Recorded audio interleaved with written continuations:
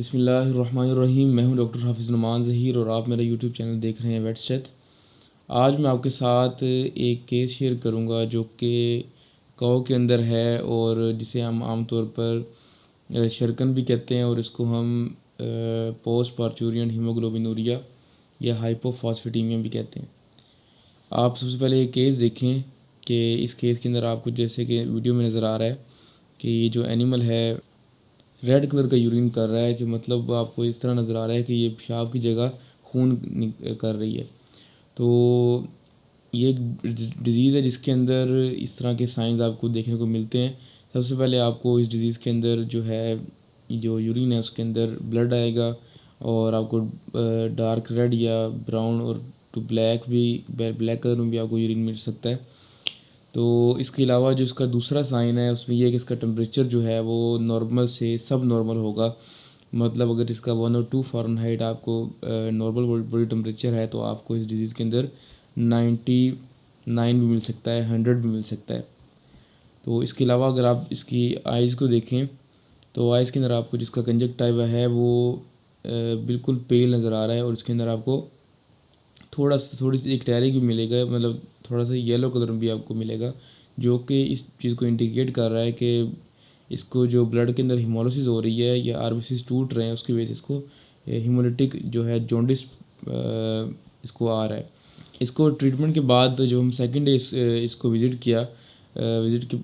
करने के बाद हमने देखा कि इसके अंदर जो है 85% इम्प्रूवमेंट आई हुई है यूरिन में। जैसा कि आप देख सकते हैं कि इसका यूरिन है बिल्कुल स्लाइटली रेड कलर रह गया, बाकी तकरीबन रिकवर हो गया एनिमल ट्रीटमेंट के अगले दिन।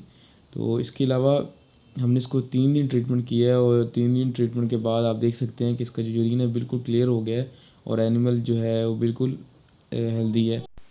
अगर आप इस डिज़ीज़ के बारे में कंप्लीट जानना चाहते हैं तो आप इस वीडियो को जो है लाजमी एंड तक देखें। तो सबसे पहले हम बात करते हैं कि व्हाट इज़ पीपीएच। वो हम इस डिज़ीज़ के बारे में स्टडी कर रहे हैं कि ये डिज़ीज़ किस वजह से होती है, ये डिज़ीज़ क्या है और इसकी जो सिम्टम्स क्या हैं और इसकी जो ट्रीटमेंट क्या है और इसको हम किस तरह प्रिवेंट कर सकते हैं। तो सबसे पहले हम बात करते हैं कि व्हाट इज़ पीपीएच। इस डिज़ीज़ को हम कहते हैं पोस्ट पार्चुरियन हीमोग्लोबिनूरिया और जिसे हम एब्रिविएट करते हैं पीपीएच से।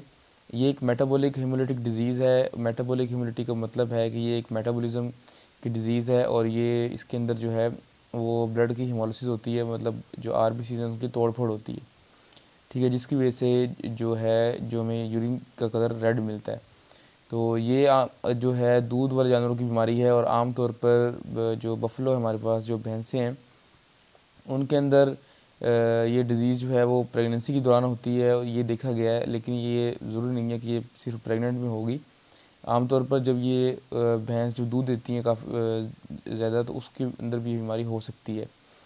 तो इसके अलावा जो है इसको क्लिनिकली हम अगर लैब में टेस्ट करें इसके ब्लड को तो उसके अंदर हमें फास्फोरस की डेफिशिएंसी मिलेगी और जो एरिथ्रोसाइट जिन्हें हम आरबीसीज भी कहते हैं उनकी हमें ब्रेक डाउन मिलेगी, जिसे हम कहते हैं इंट्रावास्कुलर हेमोलिसिस ऑफ एरिथ्रोसाइट्स। अगर हम इसके इंसिडेंस ऑफ पोस्ट पार्चुरियन हीमोग्लोबिनूरिया की बात करें कि ये डिज़ीज़ कब हमें मिल सकती है, तो ये डिज़ीज़ जो है आमतौर पर पार्चुरेशन से 3 या 4 वीक पहले या और पार्चुरेशन से 3 या 4 वीक बाद हमें ये देखने को मिलती है आमतौर पे। और बफलो के अंदर हमें जो आखिरी जो इसका मंथ होता है प्रेगनेंसी का, उसके अंदर हमें ये डिज़ीज़ ज़्यादा देखने को मिलती है। और इसके अलावा जो है ये डिज़ीज़ 5 से 10 साल के जानवरों के अंदर ज़्यादा देखी गई है और ख़ास कर पे जो ऐसे जानवर जो कमज़ोर होते हैं उनकी जिनकी डाइट का प्लान सही तरह नहीं दिया जाता और उनको खुराक सही तरह नहीं देते और उसकी वजह से जो जानवर है वो कमज़ोर होते रहता है और उसके अंदर ये डिज़ीज़ आ जाती है। अगर हम इसके काज़ की बात करें कि ये डिज़ीज़ किस वजह से होती है, तो इसके अंदर हमें 2 चीज़ें देखने को मिलती हैं कि ये डिज़ीज़ कि इसकी डिज़ीज़ की काज़ क्या है। तो सबसे पहले जो इसकी काज़ है वो है कि डाइट के अंदर अगर फास्फोरस की डेफिशिएंसी होगी तो ये डिज़ीज़ जानवरों के अंदर आ जाएगी। तो फास्फोरस की कमी की जो है 2 वजह हो सकती हैं कि या तो हम उन्हें ऐसे प्लांट्स दे रहे हैं या ऐसे फॉडर दे रहे हैं जिसके अंदर फास्फोरस की कमी है, या फिर हम ऐसे प्लांट्स दे रहे हैं जिसके अंदर कैल्शियम की काफ़ी ज़्यादा अमाउंट प्रेजेंट होती है। तो जो बरसीम है अगर उसको लंबे अरसे तक खिलाते हैं जानवरों के अंदर तो ये देखा गया है कि क्योंकि बरसीम के अंदर कैल्शियम की अमाउंट काफ़ी ज़्यादा होती है, जिसकी वजह से जो ब्लड के अंदर कैल्शियम और फास्फोरस की रेशियो वो डिस्टर्ब हो जाती है, और इसकी वजह से जानवरों के अंदर ये डिज़ीज़ के इंसिडेंट्स काफ़ी ज़्यादा होते हैं। इसके अलावा जब ब्लड के अंदर कैल्शियम का लेवल ज़्यादा हाई होता है तो इसके साथ ही पैराथायराइड हार्मोन है जो कि इसके रिस्पॉन्सिबल है ब्लड के अंदर कैल्शियम के लेवल का, तो वो उसकी अमाउंट जो है कम हो जाती है।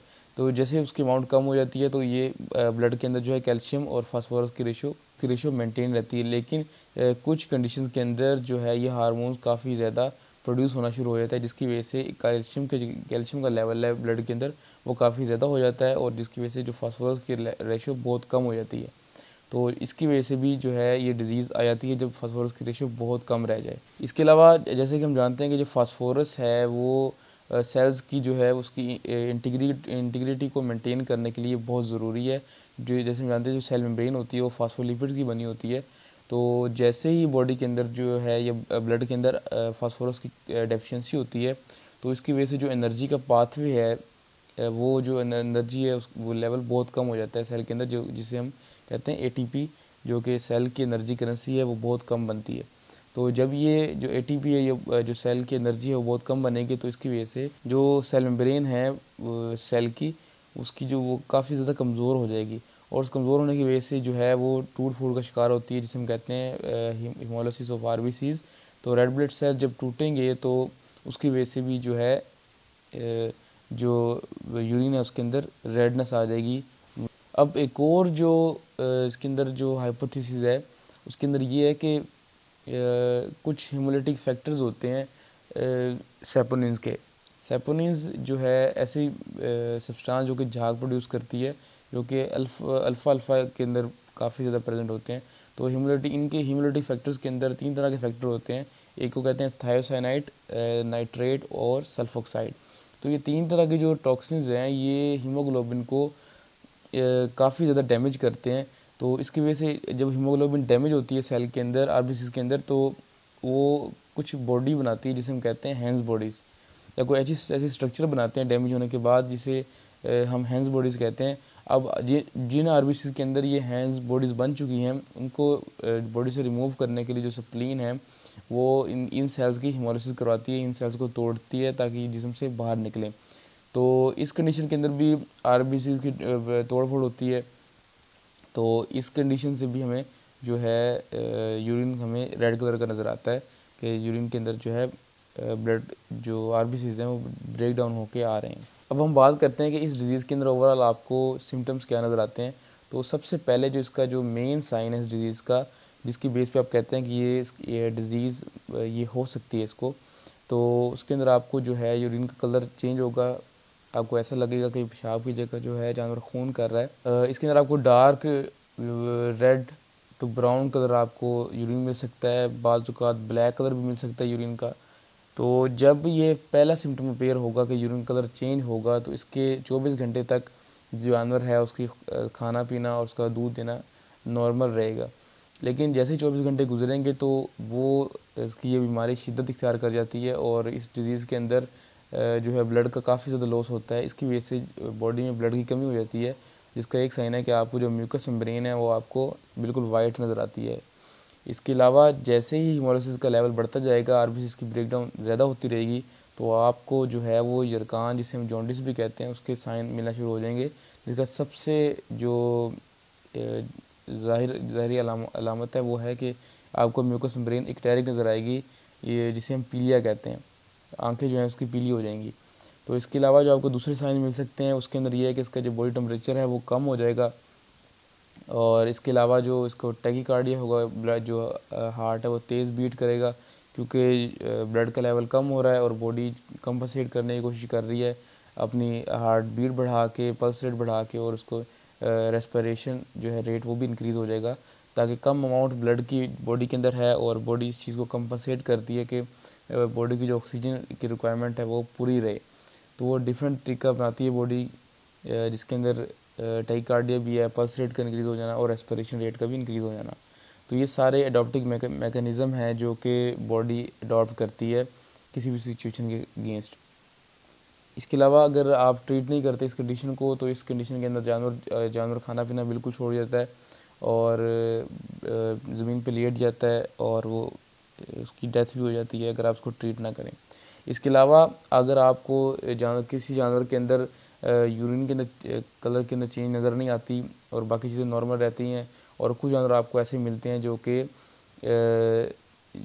अपने जो घुटने हैं उनके घुटनों को ज़मीन पे लगा के चल रहे हैं, और जिसे हम कहते हैं नीलिंग ऑन कार्पल जॉइंट।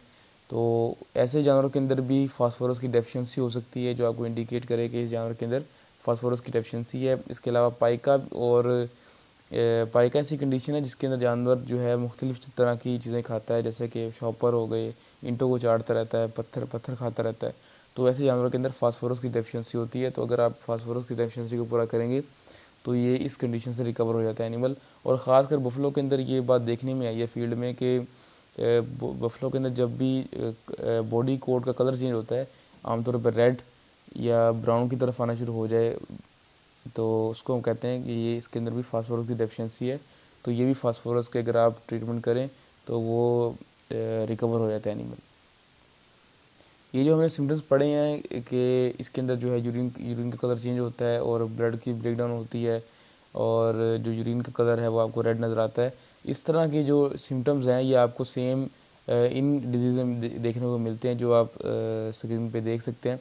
तो सबसे पहले उसमें आता है कि आपने इस डिज़ीज़ को बाकी डिजीज़ों से किस तरह डिफ्रेंशिएट करना है। तो सबसे पहले उसके अंदर आता है सडन कोल्ड वाटर इनटेक। जब भी आप जानवर को रात को सुबह के टाइम जब आप जानवर को खोलते हैं और उसको फौरी तौर पे ठंडा पानी पिला दें, तो उसकी वजह से भी इसको जानवर के अंदर ये सिम्टम आ सकते हैं कि उसका जो आरबीसी है उसकी हेमोलिसिस हो सकती है, और जो जो यूरिन है या उसका पेशाब है उसका कलर आपको चेंज मिल सकता है, उसके अंदर ब्लड आ सकता है। तो आपने कभी भी जानवर को ठंडा पानी नहीं पिलाना काफ़ी ज़्यादा। तो इसके अलावा जो कॉपर की डेफिशिएंसी और टॉक्सिसिटी भी हो उसके अंदर भी आपको ये सिम्टम देखने को मिल सकता है। इसके अलावा अगर सेलेनियम की डेफिशिएंसी होगी, जो कि माइक्रो मिनरल्स हैं, तो उसकी वजह से भी जानवर के अंदर ये सिम्टम्स आ सकते हैं। इसके अलावा क्लोस्ट्रीडियल हेमोलिटिकम एक जो बैक्टीरिया है जो कि क्लोस्ट्रीडियल फैमिली से ताल्लुक़ रखता है, इसके अंदर भी आपको सेम साइन मिल सकते हैं, लेकिन इसके अंदर जो है बॉडी का टेम्परेचर इंक्रीज़ होगा। ठीक है। इसके अलावा ऑनियन पॉइजनिंग है, अगर आपने काफ़ी ज़्यादा किसी जानवर को प्याज खिला दी हैं तो उस केस में भी आपको ये देखने को मिल सकता है साइंस, लेकिन उसके अंदर आपको हिस्ट्री होगी कि इसको हमने काफ़ी ज़्यादा प्याज खिलाए थे तो उसकी वजह से इसको ये साइंस आ गए हैं। इसके अलावा लेप्टोस्पायरोसिस भी एक बैक्टीरियल डिजीज़ है जो कि लेप्टोस्पायरा की वजह से होती है, तो इसके कंडीशन में भी आपको बॉडी का टेम्परेचर काफ़ी ज़्यादा इंक्रीज़ मिलेगा। इसके साथ ही बबीजियोसिस भी एक ऐसी पैरासिटिक कंडीशन है, पैरासिटिक प्रोटोजोल कंडीशन है, जिसके अंदर आपको ये साइन मिलते हैं। इस डिज़ीज़ के अंदर भी बॉडी टेम्परेचर काफ़ी ज़्यादा इंक्रीज़ रहेगा, और इस डिज़ीज़ के अंदर आपको टिक्स हिस्ट्री मिलेगी, और अगर आप उसका ब्लड स्मेयर बनाएंगे तो आपको आरबीसीज़ के अंदर जो है बबीजिया प्रोटोजो आपको मिलेगा, जिसकी बेस पे आप इसको डिफ्रेंशिएट कर सकते हैं इस डिज़ीज़ से। जहाँ तक इस डिज़ीज़ के ट्रीटमेंट की बात है, तो इस डिज़ीज़ के ट्रीटमेंट के अंदर आप ड्रग ऑफ चॉइस जो है, क्योंकि फास्फोरस की डेफिशिएंसी है तो आप इसको फास्फोरस पेरेंटल रूट से भी देंगे इंजेक्शन की फॉर्म में। इसके अलावा ओरली भी आपको जो है फास्फोरस का सोर्स देना पड़ेगा। तो सबसे पहले आपने ड्रग ऑफ चॉइस की तरफ जाना है, जो कि फास्फोरस के इंजेक्शन मिलते हैं, टोडियम फॉस्फेट, इसके अलावा सोडियम एसिड फॉस्फेट है। या आप दिन में 2 दफ़ा इंजेक्शन लगाएंगे 3 दिन, और इससे एनिमल जो काफ़ी इम्प्रूव होगा, फौरी तौर पर उसको फास्फोरस मिलेगी।